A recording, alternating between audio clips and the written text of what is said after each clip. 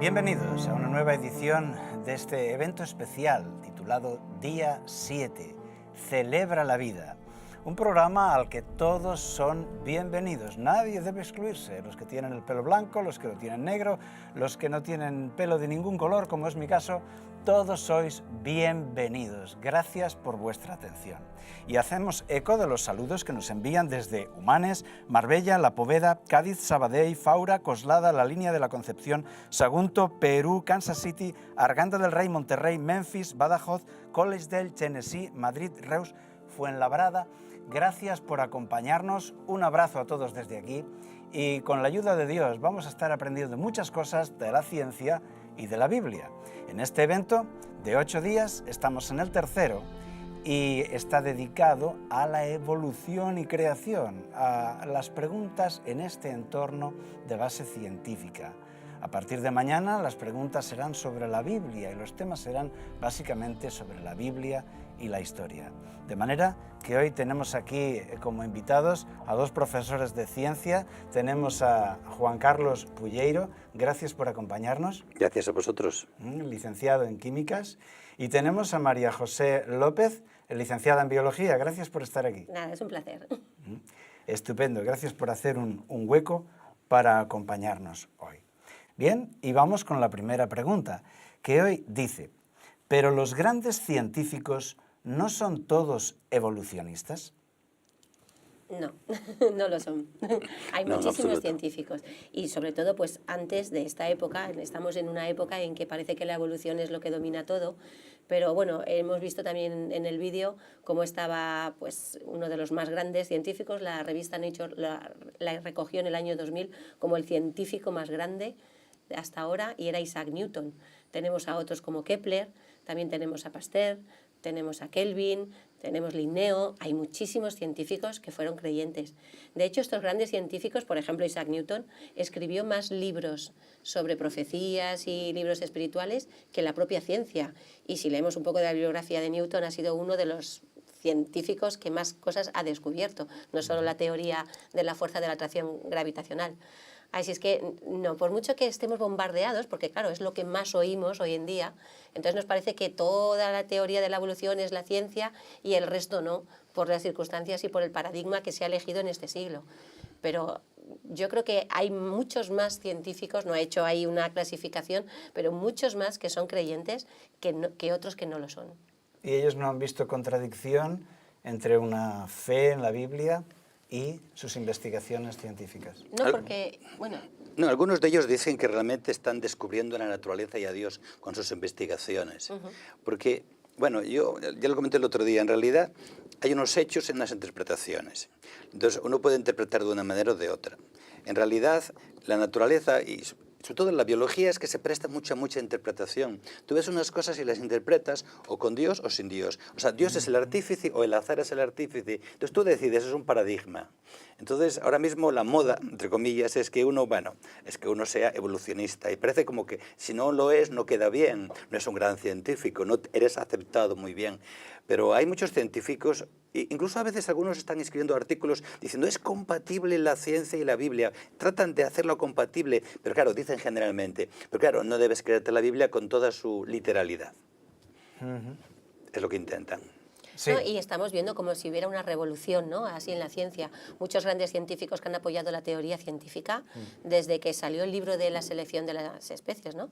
De Darwin, hace ya más de 150 años. Ya tendríamos que haber encontrado mucho más apoyo a esa teoría. Y ya grandes científicos, que tampoco es que sean algunos creacionistas, pero ya están diciendo, esta teoría ya no tiene tanto peso, tendremos que buscar otras. Vamos a buscar otras, que algunos no quieren hablar de creacionismo, pero esta ya no. Entonces estamos ahora, pues aparece la nueva teoría de diseño inteligente, como que aquí hay inteligencia, todo tiene ahí, está diseñado tan ajustado, es todo tan perfecto que tiene que haber un ser superior a nosotros que haya hecho esto, aunque no le quieran llamar Dios. Entonces vemos que ha habido como una revolución y hoy en día ya estamos pues desviando un poquito esto de la teoría de la evolución, que es lo principal, hacia otra visión, ¿no? O sea que no todos los científicos son evolucionistas para nada. Yo escuché en Radio Nacional a una de las máximas autoridades sobre el ojo, y este hombre decía, yo me hice creyente estudiando el ojo. Dijo, es fascinante, estoy enamorado de la fisiología y tiene tal diseño que yo me hice creyente. Y lo dijo y no tenía por qué decirlo, pero el hombre no fue creyente por la Biblia ni por un sermón, sino por estudiar el ojo de forma profesional. Fíjate que el ojo también fue el tema más delicado, el que les sacaba de sus casillas a Darwin, porque Darwin decía que, claro, como ha habido todo un proceso evolutivo desde lo más simple a lo más complejo, cuando estudiaba el ojo no le cabía la posibilidad de que hubieran pequeñas estructuras y cada vez mutaciones y todo para que finalmente dieran a ojos complejos.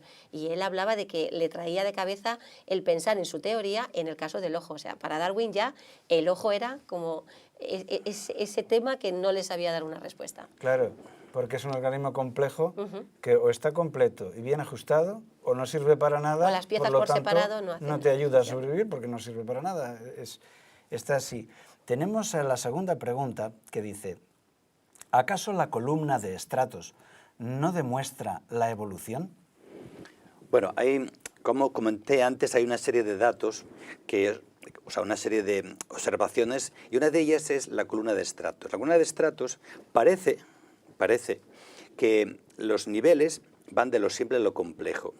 Eso para algunas personas les dice, nos da la razón a los evolucionistas. En cierta manera podría decirse que sí. Ahora hay explicaciones, pero por ejemplo, las columnas de estratos, es verdad que va de lo simple a lo complejo, pero no se ven los eslabones intermedios que harían falta para explicar toda la evolución en la columna biológica. Además, los creacionistas dan otras explicaciones posibles. Si hubiera, por ejemplo, un gran diluvio, ¿qué animales morirían primero?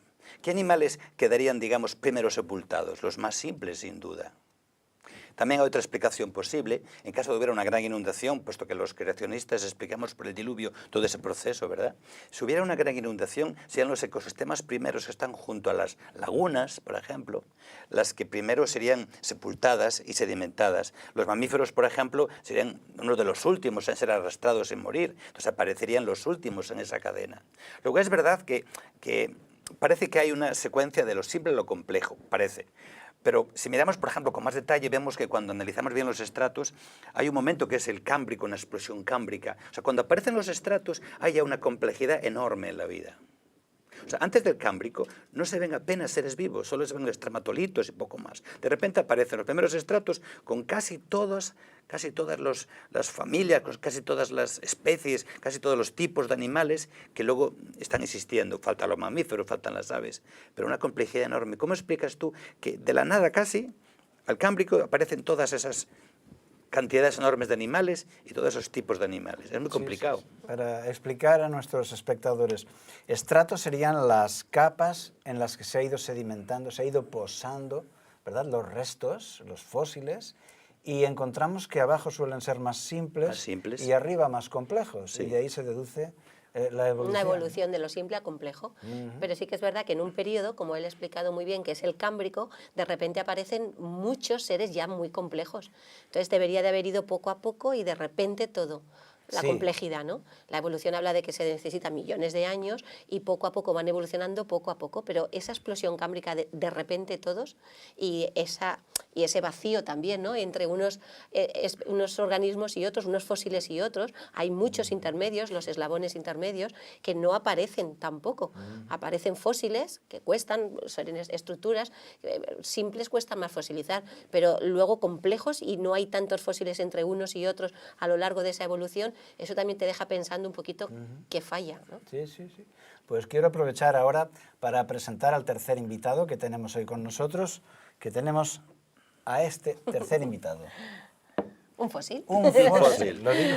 Un fósil, muy lo bien. digo porque estamos hablando de esto y me parece muy interesante la explicación de que esas capas se habrían colocado ahí por una catástrofe, ¿no?, habiendo sido enterradas, ¿no?, de forma que esos animales más simples se les vino el lodo encima y se quedaron abajo. Y se quedaron. No es porque tuvieran que evolucionar, sino porque les vino el lodo encima y quedaron abajo y luego los animales más complejos. Mira, una de las zonas más bonitas para estudiar es el Gran Cañón del Colorado.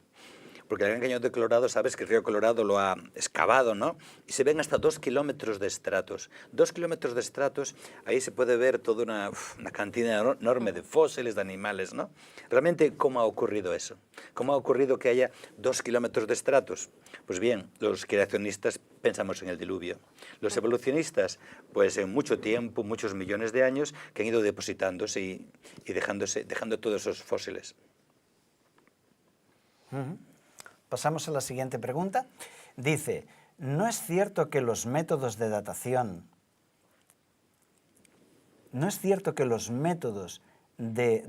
del carbono 14 no demuestran que la edad de la Tierra es muy superior a lo que dicen los creacionistas? Mira, el carbono 14 es un tema interesante. A mí me gusta el carbono 14. Para empezar, el carbono 14 no vale para millones de años, vale incluso para los evolucionistas, solo vale hasta 30 o 35.000 años. Y además solo es para cosas orgánicas, esto no es orgánico, no se podría aplicar carbono 14 a esto. Te voy a explicarte cómo funciona porque es muy interesante. Hay mucha gente que piensa que esos métodos que explican la evolución y hay muchos fallos. Mira, en la alta atmósfera, la radiación cósmica incide sobre el nitrógeno 14 y lo convierte en carbono 14. Ese carbono 14 pues anda por todas partes, entra en las plantas, en los animales, nos lo comemos, está en todas partes, está en equilibrio en todas partes. De forma que cuando un ser vivo muere, tiene una cantidad fija de carbono 14. Como el carbono 14 es radiactivo, se va descomponiendo. Entonces, cuando pasa el tiempo, tiene cada vez menos. De forma que tú ves un fósil, le haces un análisis de carbono 14 y digamos que en vez de tener el 100% de carbono 14, el porcentaje que tenga indica la edad o el tiempo cuando murió, el tiempo que hace desde que murió. Eso en principio sería un método perfecto, ¿verdad? O sea, tenemos el método perfecto. Como el carbono 14 tiene una vida media de 5.700 años, quiere decir que cada 5.700 años se convierte en la mitad. O sea, pasa de 100 a 50 en 5.700, de 50 a 25 en 5.700. Diríamos que tiene la mitad de radiación. Sí, la mitad de cantidad, la mitad de cantidad de sustancia radiactiva cada esos años. ¿Qué ocurre? Aquí hay un gran problema. Los evolucionistas suponen que siempre hubo la misma cantidad de carbono 14, siempre. Toda la historia. Antes del diluvio, hace el tiempo que fuera. Eso es un riesgo muy grande. De hecho, el carbono 14 es muy útil para épocas recientes, funciona muy bien. Por ejemplo, ha habido un caso muy interesante que es el hombre de Piltdown. Los evolucionistas no encontraban el intermedio entre el mono y el hombre. Entonces dijeron, lo fabricamos, así, entre tú y yo lo fabricamos. Cogemos un mono o un hombre, lo limaron un poco para que pareciera medio hombre, medio mono, y durante mucho tiempo estuvo en las vitrinas en el libro de texto. Cuando apareció el método del carbono 14, le hicieron un análisis, creo que eran 60 años. Era un fraude. Habían dicho que era un hallazgo auténtico. Claro, pero hasta el carbono 14, pues nadie pudo comprobarlo, que era falso, que era un fraude. Entonces, para época histórica vale muy bien. Ahora, ¿qué ocurre? Nosotros sabemos los cristianos que antes del diluvio había unas condiciones muy distintas. Había, por ejemplo, mucha humedad en el ambiente, mucha agua. Posiblemente mucha menos radiación, mucho menos carbono 14. Entonces, cualquier planta o animal que hubiera muerto antes del diluvio partió con mucho menos carbono 14 en el momento en que murió. Luego, si hacemos el análisis ahora, se disparan los años, se alargan los años. Nunca para millones, este método no vale para millones, pero vale para 30, 40, 50.000 años. Y eso puede ser falso, simplemente porque ellos parten, los evolucionistas, de que siempre hubo la misma cantidad de carbono 14. Y se ha descubierto que no es cierto. Ahora mismo sabemos que los volcanes, por ejemplo, cuando hay muchos volcanes y hubo épocas de grandes volcanismos, eso alteró la cantidad de carbono 14. Incluso la industrialización lo ha cambiado, porque se genera mucho carbono de combustibles fósiles que no tienen carbono 14, y está en el ambiente, lo respiramos y partimos con menos carbono 14 ahora. Incluso las bombas atómicas han generado más. O sea, hay factores que lo cambian. Claro. Pero creemos que antes del diluvio había mucho menos cantidad de carbono 14 y todo animal o planta, antes del diluvio, si le hacemos un análisis, da muchos más años de los que en realidad tiene.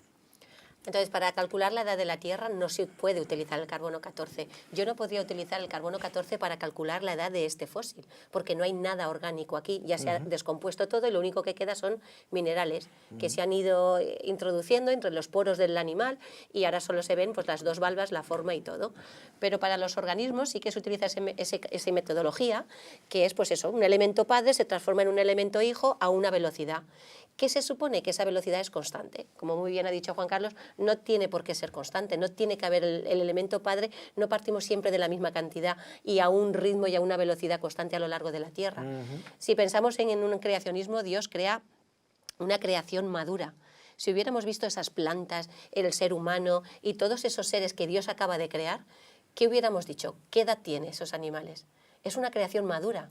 Entonces, el pensar o extrapolar que la velocidad a la que va hoy, que la cantidad de ese carbono que existe hoy es la misma que en el principio, cuando se fueron creando muchos seres o algunos otros animales, pues es algo que nos lo estamos un poquito imaginando, ¿no? Pero no tenemos base para decir realmente esto era exactamente así y por tanto extrapolamos los años que nos salen con esta metodología a la realidad, ¿no? Exacto.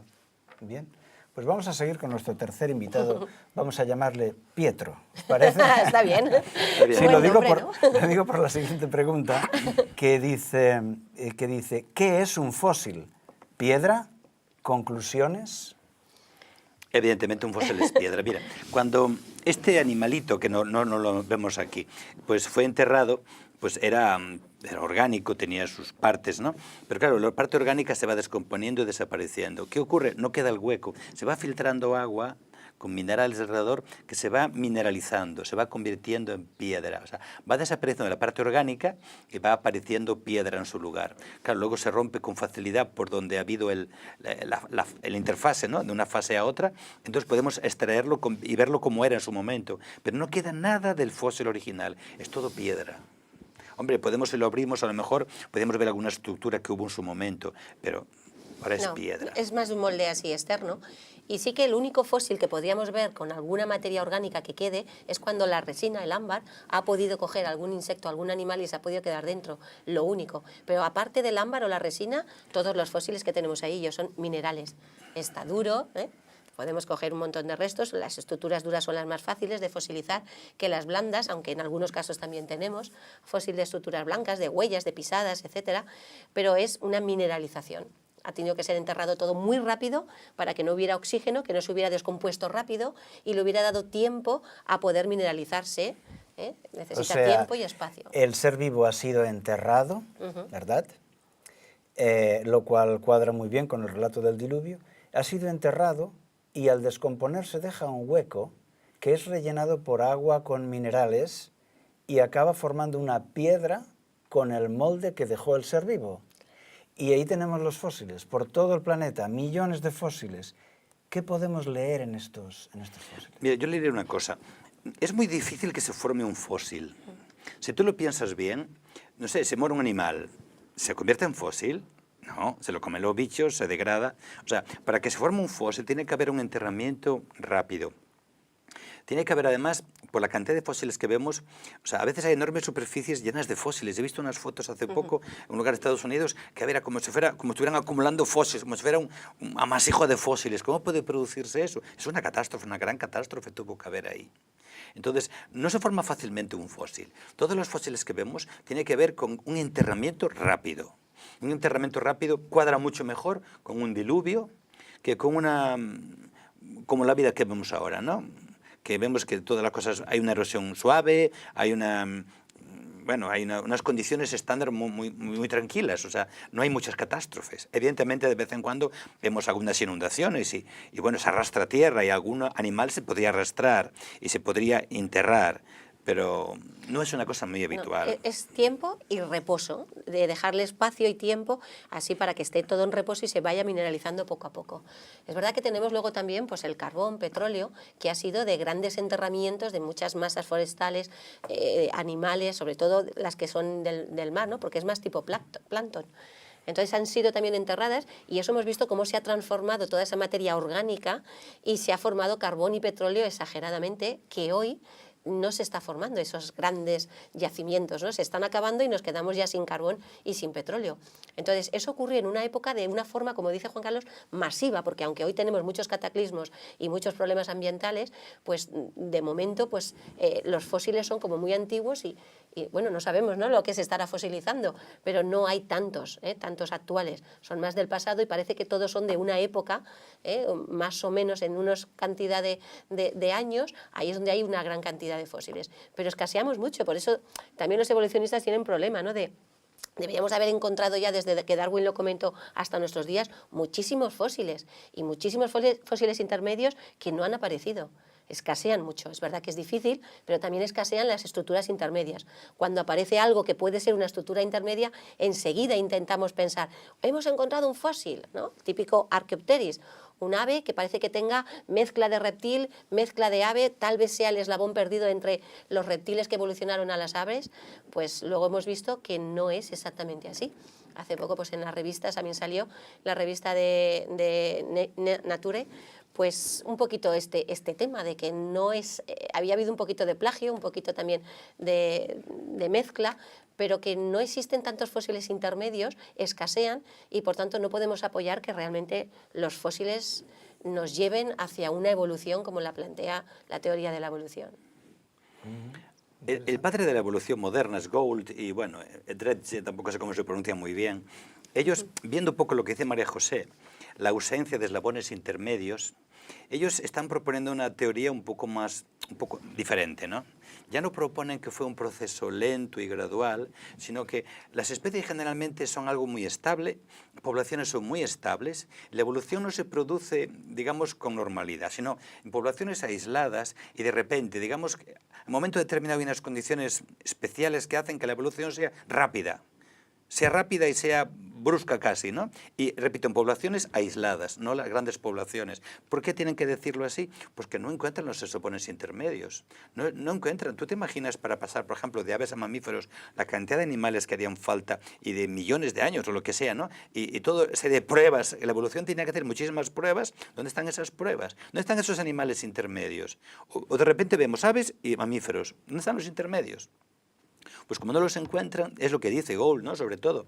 Pues no, es que la evolución no ocurre en las grandes poblaciones en las que fosilifican. Ocurren en poblaciones aisladas y ocurre de repente rápido. Si era difícil explicarlo lento, explícamelo rápido ahora.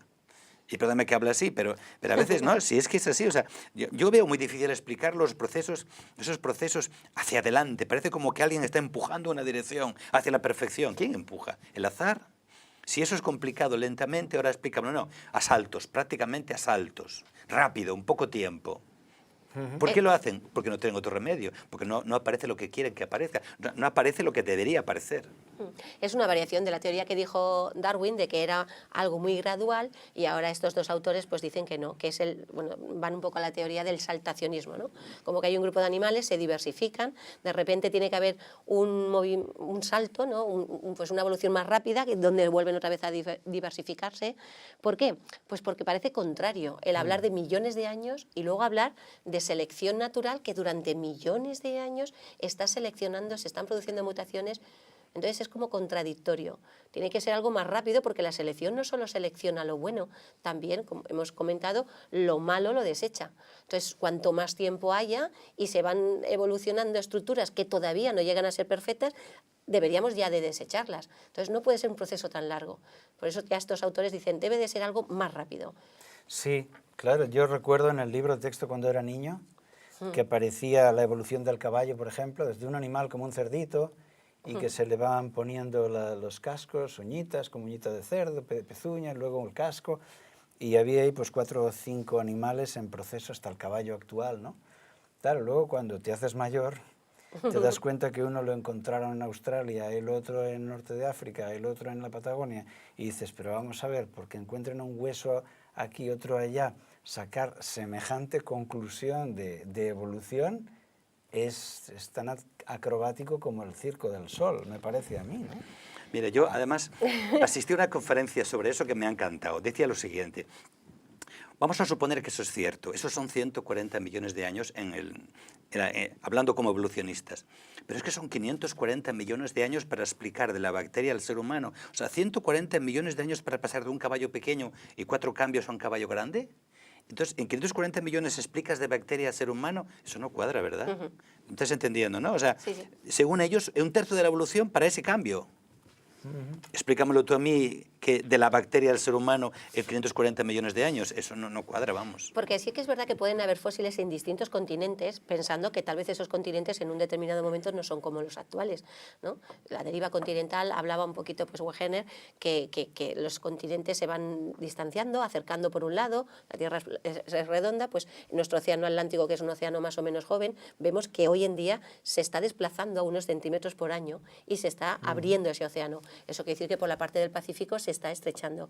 Entonces, tal vez en un pasado esos continentes no estaban todos colocados como los vemos ahora y podían estar de otra forma, juntos, como dice esta teoría, y entonces encontrar fósiles pues, de un sitio a otros tan distintos como tú dices, ¿no? Pero de ahí a encajar la teoría, como dices, pues bueno, es más complicado. Sí, pues tenemos varias preguntas más, tendremos que responder más brevemente para que puedan entrar, ya que hoy es el último día que hablamos de temas de evolución. Dice, por ejemplo, aquí, el ADN sufre mutaciones. ¿Puede resultar esto en evolución? Las mutaciones son siempre cambios y errores. Son a la hora de transformarse o de hacer copias en ese ADN, hay cambios, hay errores. El azar, porque esto es algo que no está así dirigido, ese azar que se comete una mutación, pueden haber variaciones, como ya hemos visto también en el vídeo, pero esas variaciones son cosas pequeñas, son pues un cambio en el pico, como lo de los pinzones, o un cambio en el pelaje, pues de una liebre de color marrón a una de color blanca. ¿Son ventajosas? Sí, si el entorno a lo mejor favorece esas cosas, pero la liebre sigue siendo liebre, el pinzón sigue siendo pinzón. Por tanto, esos cambios o mutaciones, como hemos visto, era una de las posibilidades, ¿no? Selección natural y mutación, lo que la teoría de la evolución dice para que pueda haber toda esa gran cantidad de especies. Hoy parece que no. Ya hemos estado viendo cómo la selección natural es algo más de reproducción. ¿Quién es el más ventajoso, pero para reproducirse y quedar más cantidad de ellos? Y las mutaciones normalmente es por el azar, no están haciendo un cambio para hacer pues, esas transformaciones que pretende la teoría de la evolución, pues de un pez a un anfibio, o de un reptil a un ave, o de un mono a un humano. No permite hacer esa extrapolación. Otra pregunta dice, ¿cómo explica la evolución la aparición del amor, el odio, la ética, etcétera? Esa es una buena pregunta, ¿no? Una buena Es una pregunta, buena es complicado, pregunta. es complicado. Lo tiene difícil. A ver, si miramos un poco la evolución así, per se, la ley de la selva, ¿no? La selección natural defiende al más fuerte, al más Al más capaz, apto, ¿no? al más pillo. Esas cosas son complicadas. O, por ejemplo, cuando alguien se sacrifica, ¿no? Se han visto animales que se sacrifican. Ellos explican un poquito que no siempre es el individuo lo que importa.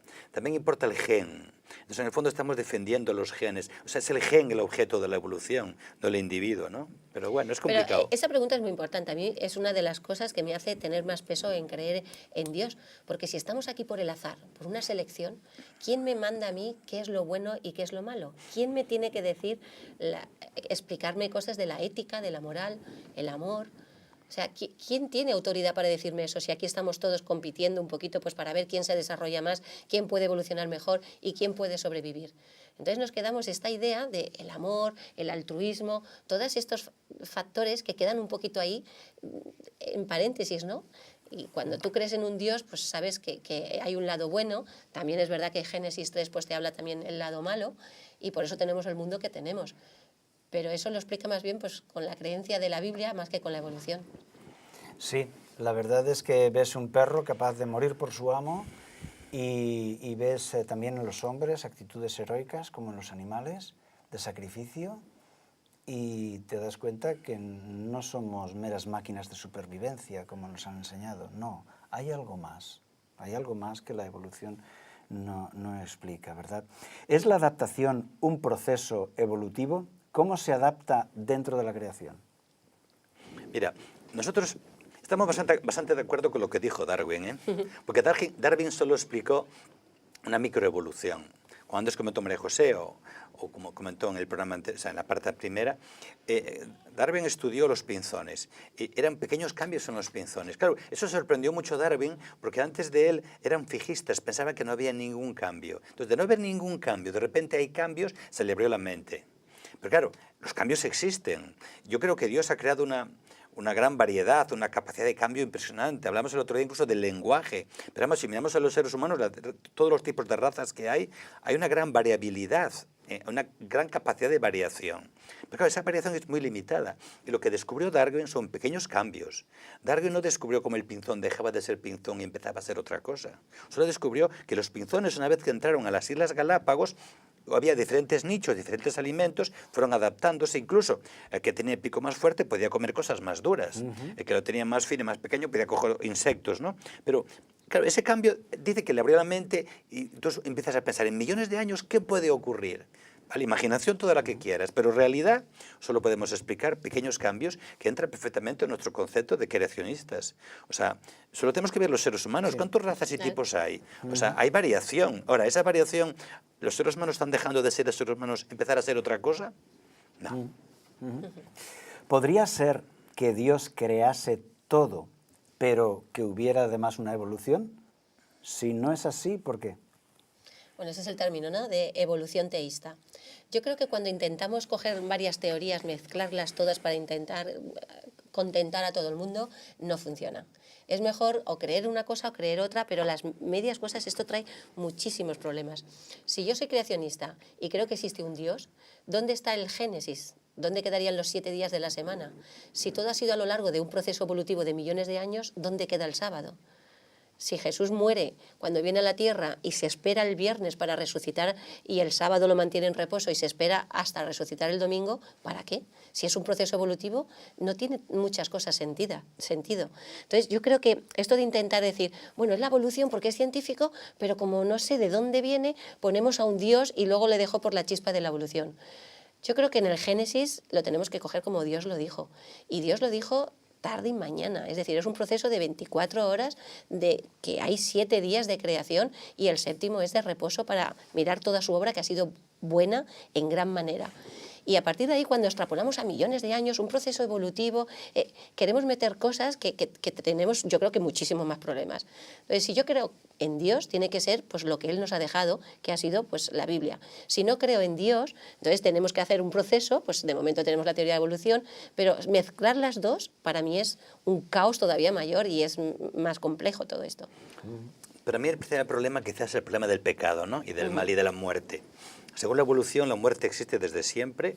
Esto es una selva en la que unos se comen a otros y cuando ya éramos suficientemente buenos comiéndonos unos a otros, Dios puso en el corazón del hombre que la eternidad, eso no tiene sentido. O sea, realmente cuando uno lee la Biblia y piensa en temas espirituales, piensa, Dios creó un mundo perfecto, no había muerte. Luego, no puede haber existido millones de años anteriores en que ya había muerte. O sea, para mí eso no tiene sentido. Okay. Yo prefiero pensar que realmente el pecado entró en el mundo y creó todo lo que estamos viendo, ¿no? Destrucción, muerte y miseria.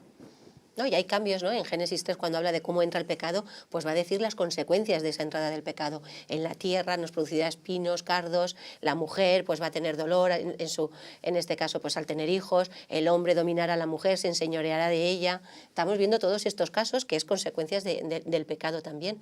Pero menos mal que no acaba ahí la Biblia, ¿no? Que hay todo un plan de redención donde Jesús dice, voy a volver otra vez a intentar llegar a lo inicial, pero mientras tanto pues estamos pasando ese proceso. Así es, así es. En realidad, los creyentes cristianos y los científicos tenemos mucho en común porque todos buscamos la verdad de forma abierta, ¿no? Y la buscamos y la deseamos, ¿no? De manera que sería estupendo estar de acuerdo si nadie tiene prejuicios y si todo el mundo está abierto a aceptar todas las evidencias, ¿no? Aquí la pregunta dice, ¿cuáles son los puntos débiles de la evolución? Hay muchos. Mira, siendo honestos... ¿Cuáles serían al menos los 3 principales? Sí, porque, siendo honestos, para que no se nos vaya el tiempo. Siendo honestos, nadie puede decir a ciencia cierta, yo demuestro la creación o demuestro la evolución. Es muy complicado. Yo puedo decirte algunos puntos débiles de la evolución. Por ejemplo, para mí el más fuerte son las especies los eslabones intermedios. La ausencia de la los ausencia de la evolución. eslabones O sea, no hay eslabones intermedios. O sea, según dijo Darwin, la evolución es un proceso lento, al cabo de mucho tiempo, con pasos muy pequeñitos. Incluso Darwin dijo, cuando descubramos más fósiles, veremos todos los eslabones intermedios. Pues no han aparecido. es un problema. De hecho, antes hablamos de Gould, que dice, no, es que la evolución ocurre, como dijimos, en poblaciones aisladas y de una manera rápida, porque no las encontramos. Para mí es uno de los puntos más débiles. Para mí es la complejidad también, esa inteligencia que se ve en todo, desde una astronomía, cuando vemos los planetas, el universo, el sistema solar, cualquier desajuste en alguna parte de estas, es que nuestro sistema solar se vendría abajo. Entonces está todo tan milimetrado, tan perfecto. Cuando estudias la célula, te vas a un microscopio, organismos pequeños, estudias el cerebro, estudias el ojo, estudias los seres vivos. Hay tanta complejidad que pensar en el azar, que pensar en una mutación que sea ventajosa, en una selección natural que, como hemos visto, quita diversidad y quedaríamos cada vez menos, todo eso no me cabe. Y sobre todo el por qué estoy aquí, por el azar, para morir y desaparecer, es como que queda todo muy, muy flojo. Entonces le da sentido, cuando yo empiezo a leer la Biblia, pues todo lo que está pasando, le da sentido el descubrir toda esa creación, esa complejidad, esa perfección en todo.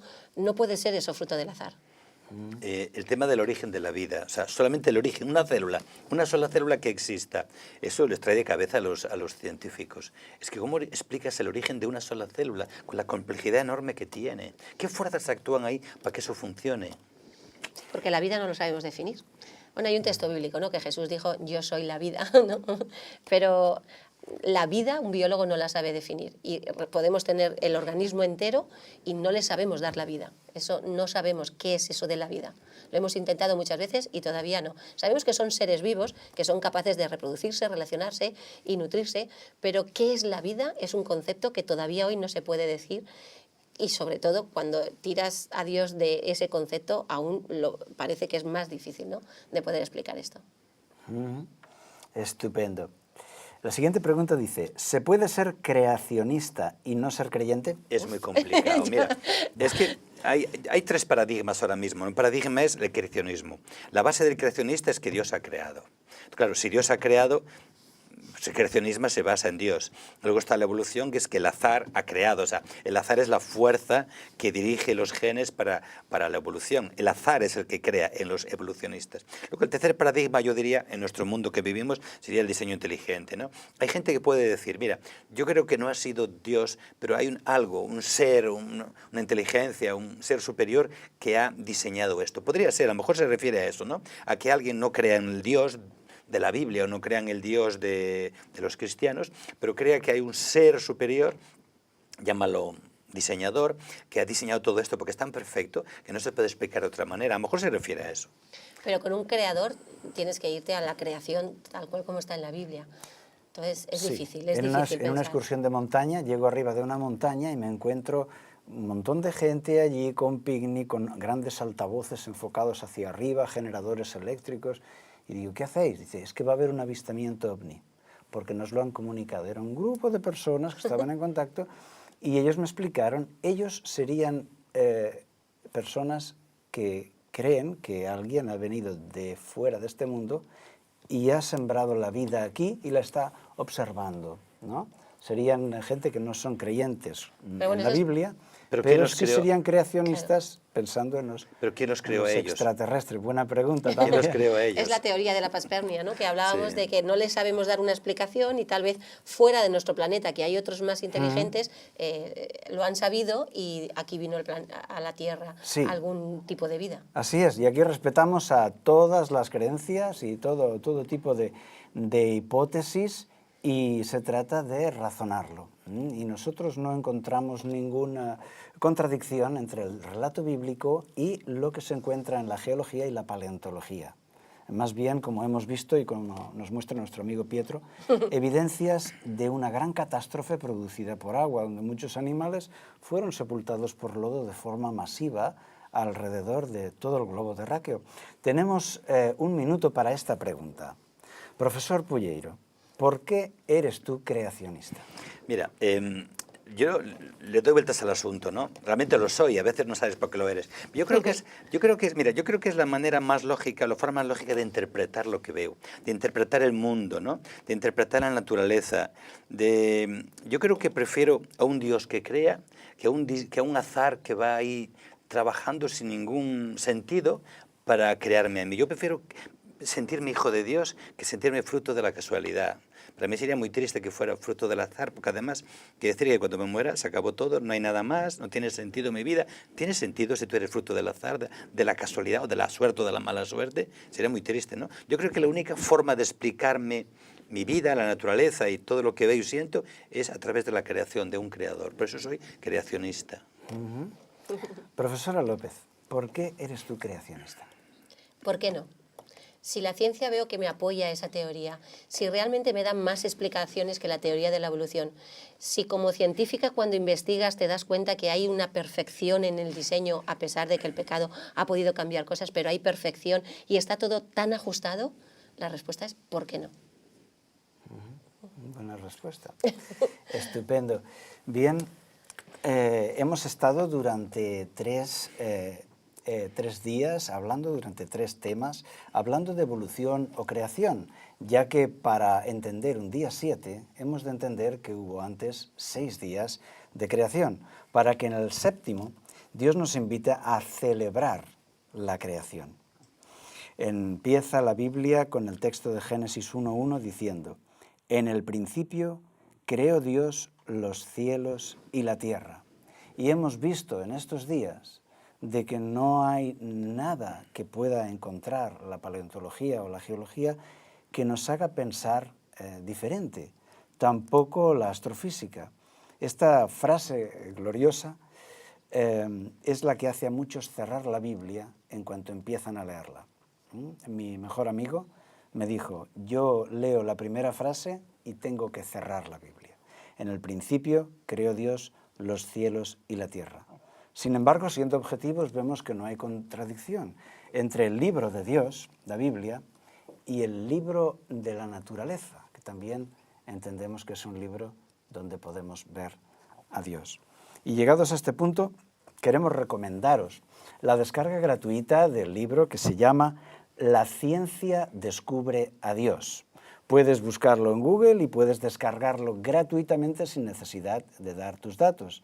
Es un estupendo libro que se subtitula 7 argumentos a favor del diseño inteligente, para todos aquellos que queráis estudiar, que queráis profundizar.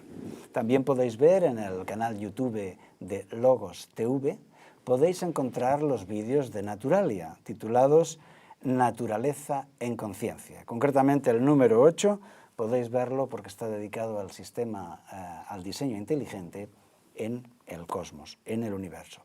Y llegados aquí, os pido que me acompañéis en una breve oración. Padre nuestro, Señor, te damos muchas gracias por el don de la vida y la inteligencia. Ayúdanos a usar plenamente la vida y también la inteligencia. Ayúdanos a no cerrar puertas, a abrirnos a toda idea, a investigarla con franqueza, para que podamos encontrar la verdad por encima de todo. Que te lo pedimos por Jesús. Amén. Bien amigos, el tema que veremos aquí mañana es un tema que ya entra en el terreno de la Biblia, hablando del sábado. Se titula Lo que no sabías acerca del sábado. Estaremos en los días que vienen hablando de cómo el día de reposo no parte de la dogmática cristiana, sino que parte de la Escritura. Y solamente será la Escritura la que nos diga cuál es el día santo, cuál es el día de reposo para los cristianos. Y también estaremos viendo cómo, a lo largo de la historia, el ser humano ha ido cambiando eso según la cultura. Por eso os pido que nos acompañéis, os invitamos a estar mañana, también presentes con vuestras preguntas o comentarios. Así que despido a nuestros invitados de hoy. Gracias, profesor Pulleiro, profesor López, gracias por acompañarnos y a todos vosotros hasta la próxima emisión del programa Día 7.